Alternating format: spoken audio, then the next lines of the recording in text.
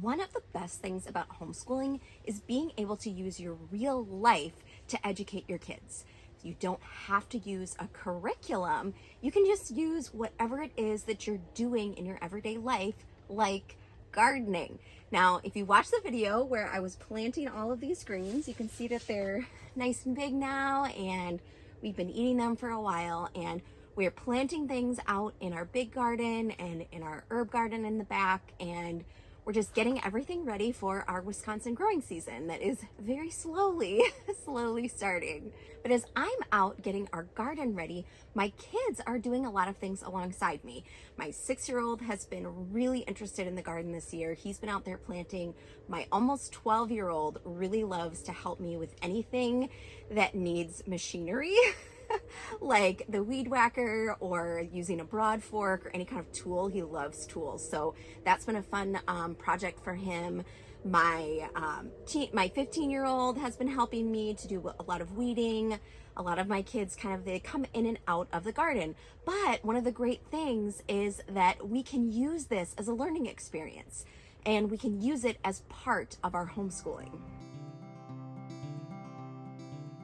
Well, hey friends, I'm Jess from the blog siloandsage.com, and here we talk about all things homeschool, homestead, and handmade. And today we're actually combining two of them because we're going to talk about how you can use your gardening season and all the things you're doing out in your garden or in your greenhouse or in your container garden in your backyard, whatever size garden you have, and how you can combine it and use it in your homeschool without having to go out and buy any particular gardening curriculum or like a homesteading curriculum, because we can use our everyday life and all the experiences and all the things we're doing with our kids and just doing it around your homestead, doing it around your backyard, all the things we're doing, we can use them as part of our homeschooling. Now, if you are not a homeschooling family, don't turn this off, because I promise you're going to get something from this too, okay? Because I'm going to talk about 10 books that you can use to teach your kids about gardening and to combine your gardening season with their education.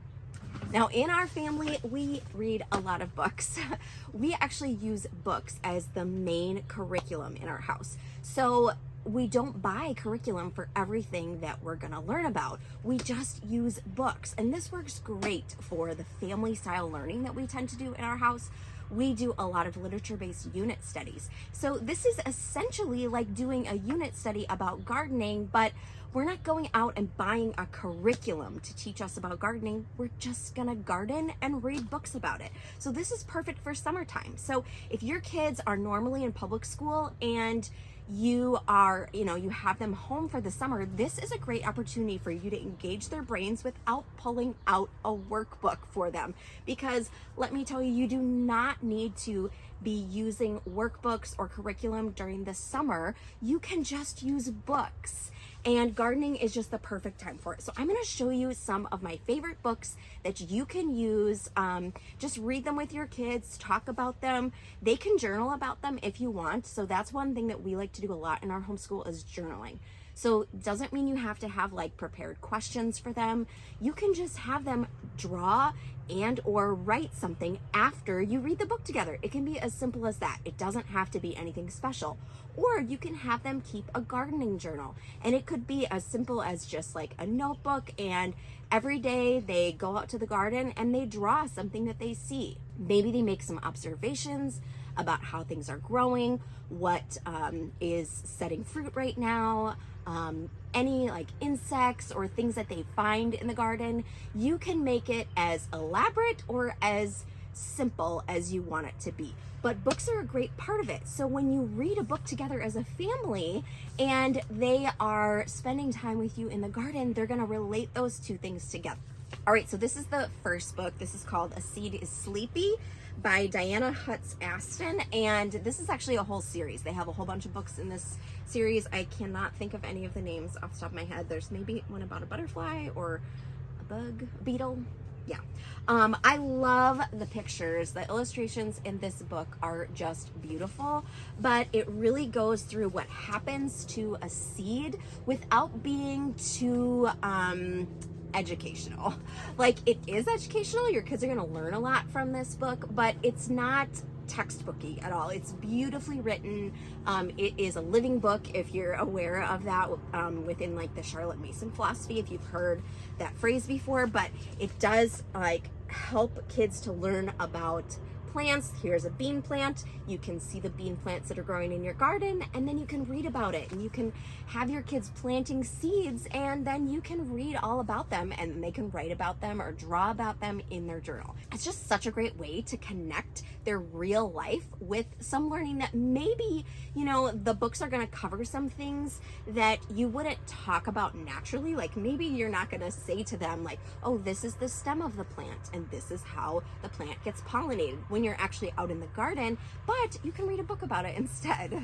All right, the next book is The Turnip by Jan Brett. Now, you probably are familiar with Jan Brett books. I love her books, and this one is fun because they plant this turnip and it turns out to be gigantic, and they have to figure out how to pull it out of the ground, and it's just a cute story and it's a lot of fun. So even if you're not growing turnips in your garden, maybe you've planted beets, maybe you planted carrots, and you know, some kind of root vegetables. You can talk about the different types of vegetables and how some grow underground and some grow above ground. There's so many ways that you can use this book to teach your kids about gardening and about plants. Okay, this book is an old book. You probably will not find this new anywhere, but I did check, and as of right now, I saw it on Amazon used, and it wasn't super expensive, so I know you can find it used. It's called How Flowers Live. It's the Starting Point Library. I'll link all of these books in the description. But I love the illustrations in this book. They are so lovely.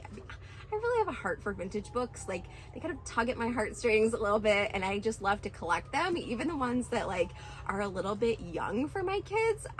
If I pass them in like a rummage sale or I pass it at a thrift store, I just have to buy it. I don't know. I want to like save all the vintage books. But this is like kind of scientific, like it tells you about the different parts of things, but the illustrations are just so beautiful, and the words are just really simple, but they're not too complex, but they're also not really so simple that an older child wouldn't benefit from a book like this. Okay, if you have not seen this series of books, these first discovery books, these are really fun, and I like these for learning about different topics. There's one about the human body, there's one about water, like oceans or something, there's one about trees and eggs and birds, and there's so many different topics. And what's really fun about this, Vegetables in the Garden, is this one, is they have these cool clear pages where when you turn them, the image, the illustration moves. So you can like see, okay, here's the carrot, but then when you turn it, the carrot is cut up. So I just love these books. They really do a good job of teaching about whatever topic that you're learning about. So this is a perfect book for gardening and homeschooling, Vegetables in the Garden. This book is another one talking about seeds, The Journey of Seeds, written by Sue Bok Choi. And this just tells a lot of really great facts about seeds, really does a good job teaching about seeds, but again, has really beautiful illustrations. Doesn't just talk about vegetables, it's talking about trees, all these different types of seeds, how seeds are spread, like with animals. So just a really fun, like, I mean, just look at how cute these little animals are, like just beautiful illustrations.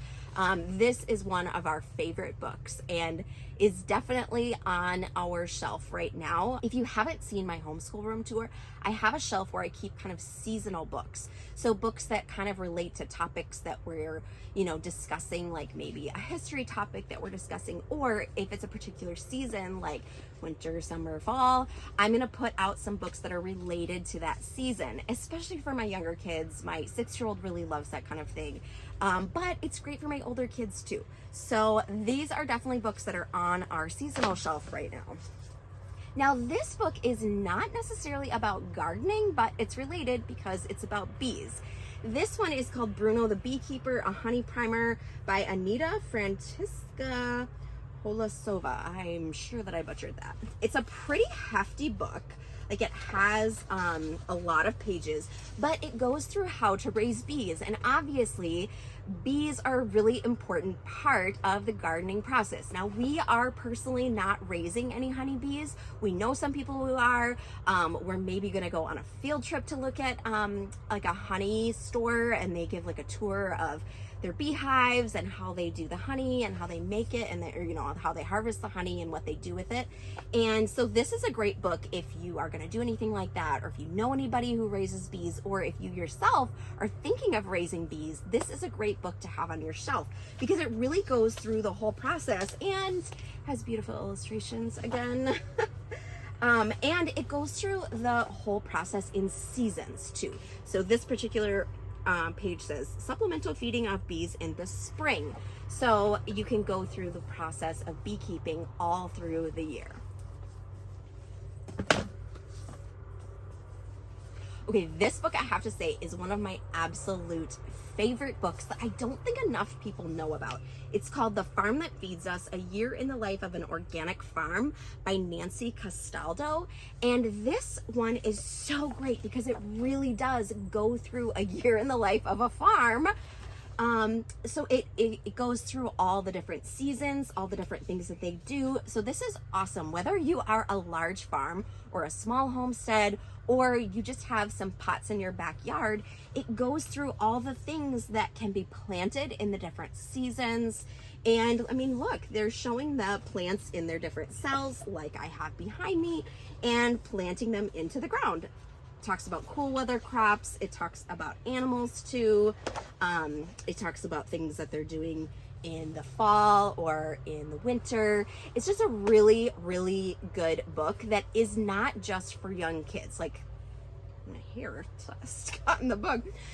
It's really great for older kids too, because it talks about the whole process of farming. So whether you are on a big farm or on a homestead or not, it will give you a lot of insights into gardening that your kids will really love and learn a lot from.